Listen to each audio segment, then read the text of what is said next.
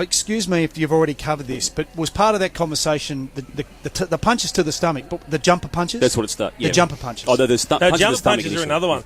Players are getting very good at those. Just because you grab the bloke by the jump and you put a couple of crisp short ones that have travelled 6 inches on his chin, that's a punch. Yep. Yeah, that's something else they've got to eradicate. Anyone niggle you, Chief, when you were playing? You wouldn't have. Please. Mick Martin. They were queuing up to smash. What did you do to them, Chief? When you you know what? In the early years, I'd have a few wrestles because you're kind of trying to take a stand. In the end, I just ignored them, and they, funnily enough, they just stopped. Damo. Just kick goals? When you put 10 through over their head, you don't have to say anything, but that's what you try to do. You try to beat them footy-wise and show them that the niggle's not going to upset you. But some days, if you're having a bad day, it pisses you off and you want to do something. So you think, how can I just get something back? You would have been intimidating, I would have thought, Chief. So they would have taken you on too much, would you? I just smile. I used to shake hands with opponents before the game. Did you? I was just a good sport. Before games? Yeah, I was a good sport. What about Craig Kelly that day, Chief? Ned's a flog. See, Ned's an exception to the rule. He got away with it for a month because the umpires were too soft on allowing a player to just pinch and push and scrag while teammates of his are having shots at the other end of the ground.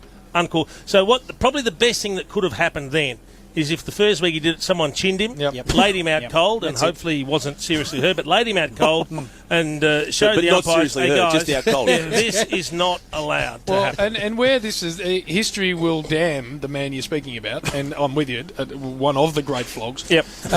It is because he had about 3 or 4 weeks of a go at it, and then they came up against St Kilda, and then all of a sudden it stopped. It stopped it. He was terrified. But didn't he do it against Ablett, who equally scary to me? First week, who for whatever reason didn't go berserk. Then he did it to me, and then he played 10 metres in front of Plugger.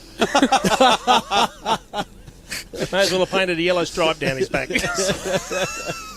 Jeez, I hope he's listening. What's that say about you, though, Chief? You just copped it. Yeah, players knew there was no threat of violence. What'd you kick on him? No, I only kicked. Well, we played different times, but the day that he was doing it, I only kicked, I reckon, 3 or 4 max. And we lost. Did you I was annoyed. Think about wandering him past Dermot because he would have done something. Yeah, well, we had a little bit of push and shove and a scrag, and I was getting angry because he was very annoying, and he was doing it thinking he was thinking it was funny and not funny. Ned, you flog.